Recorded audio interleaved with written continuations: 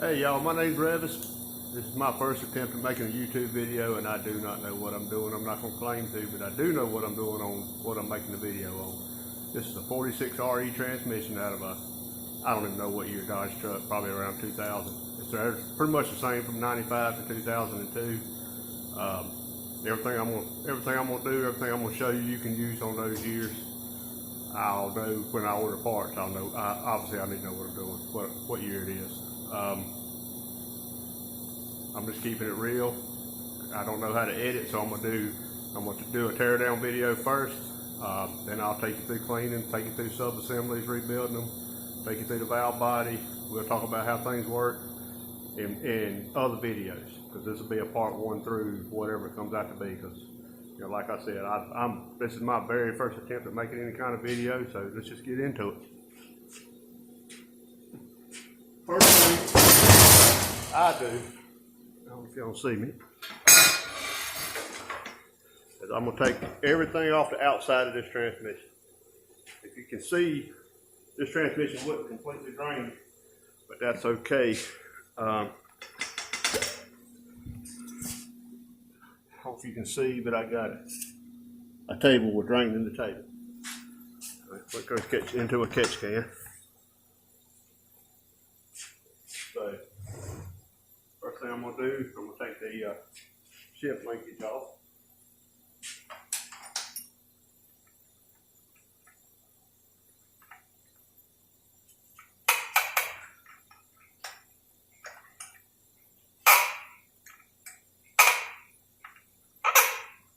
Go slow, so if anybody needs to follow, can't see what I'm doing.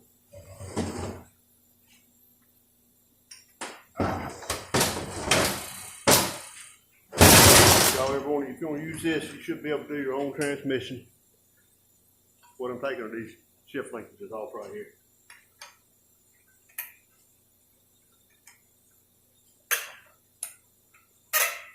They've been on there a while.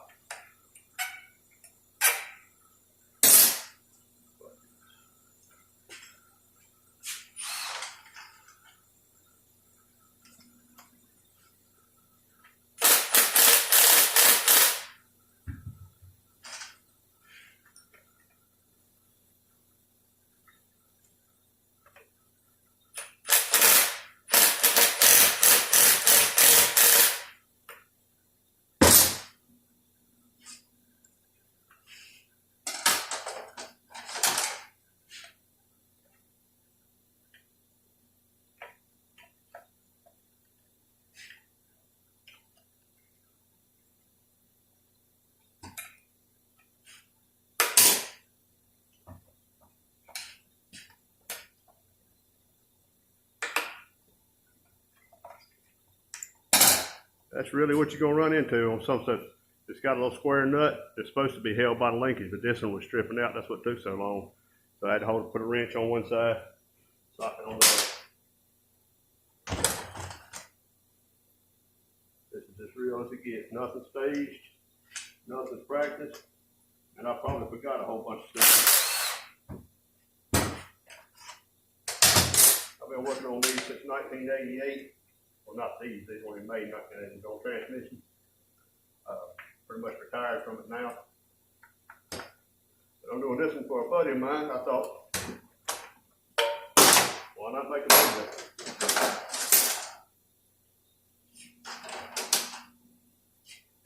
On the back, I might do better.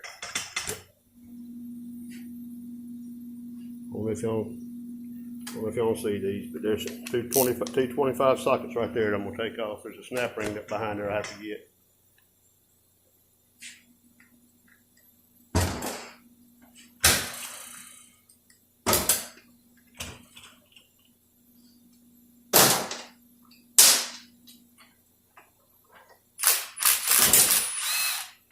Always break the torque socket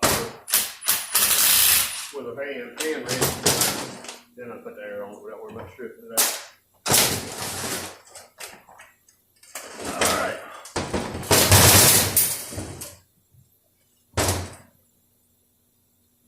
Flip over, get the pan.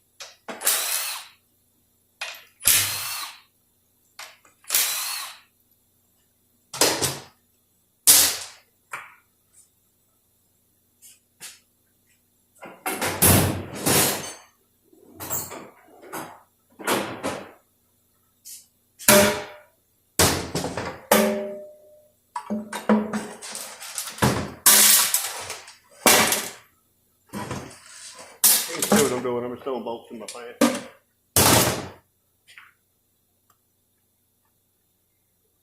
You'll notice when you get to the valve body,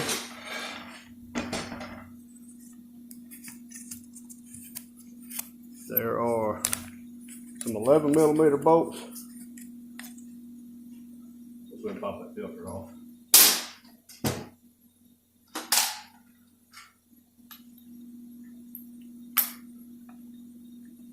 You see what I'm talking about?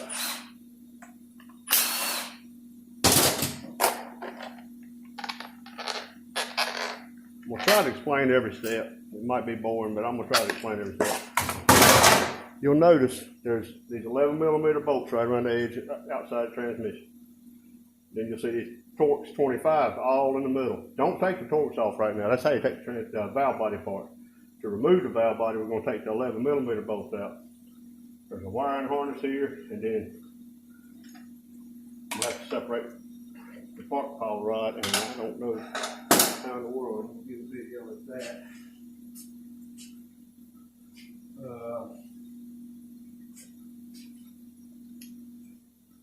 But I'm going to try. I don't know if you can see. I hope you can. Anyway, there's you see that E-clip down there? I'm going to pop that E-clip off, and that's going to lead the park rod into the case. That way I can pull the valve body straight out.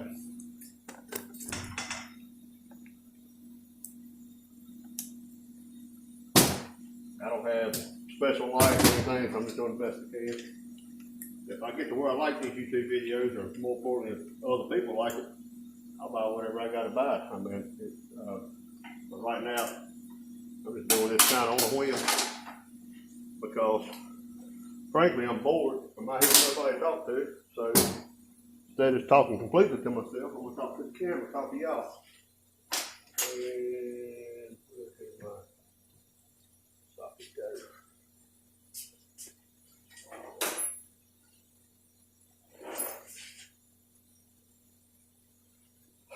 Alright, like I said, we can go around and take these 11 back.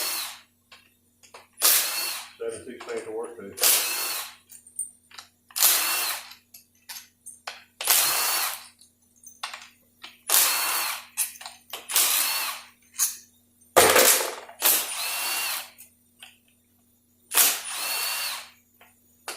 And pay attention, like I said, I'm probably going too fast.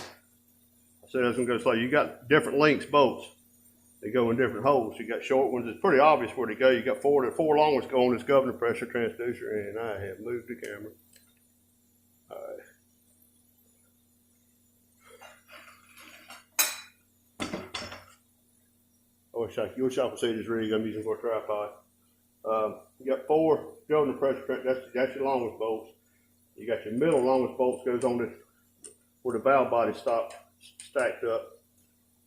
And then on the shorter ones go, it's pretty obvious. The short ones go down in the short hole. All right.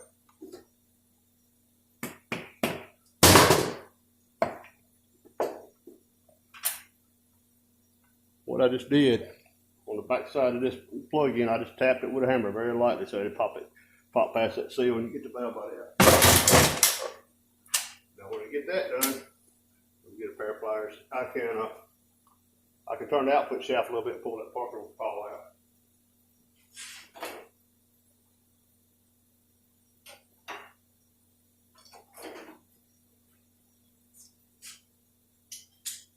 People just leave them in, pull it out with the overdrive unit.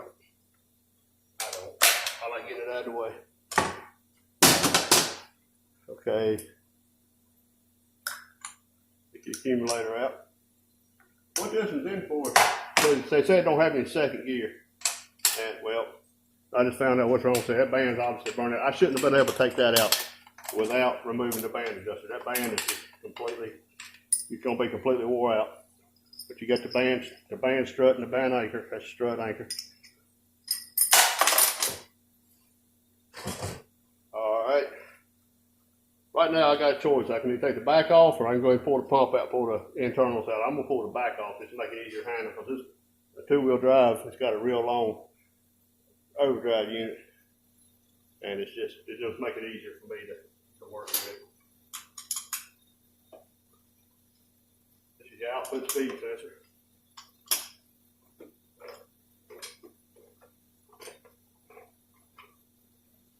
computer can tell if your transmission's slipping, you got a problem. It checks the difference between this and your cranks. It's got metal all over it, so we're gonna have a problem there. The difference between this and your crankshaft position sensor on the engine, and it knows. It's calculated. Some transmissions, a lot of transmissions have an input and output sensor, but this one doesn't.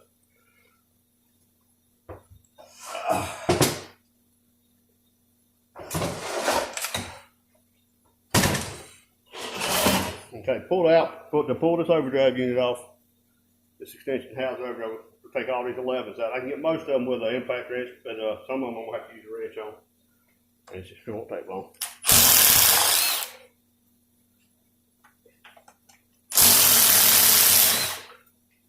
I'm gonna try to leave it where I can see most of what I'm doing.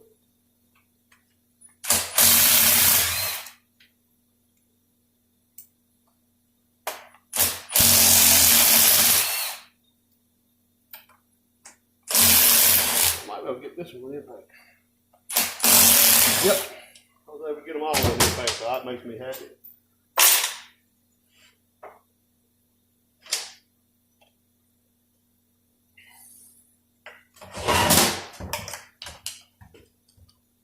Building this one for a buddy of mine. He has race cars and car trailers, and he's gonna drive the fire at this thing, and I'm gonna try to make it where it stand up for him. It stood up since oh yes, so I don't have to do much to it. I really don't buy a lot of shift kits and Sonex parts and stuff for these. I build these pretty much stock. They're on, unless it's, well, even the diesel, they got them bumped up. There are things you can do, and they're good. There's some things that work. If you were doing a full-blown race or a tune truck, then yeah, you have to do stuff. All right. They're pretty damn strong transmissions anyway.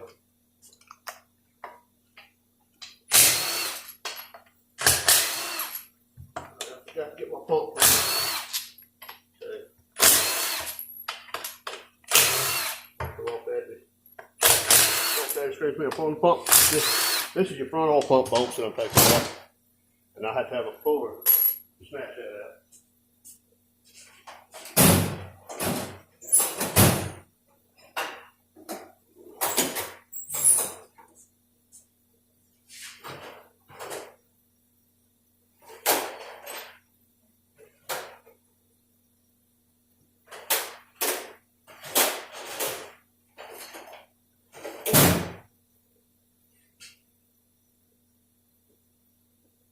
If I pause this video or not. Nope.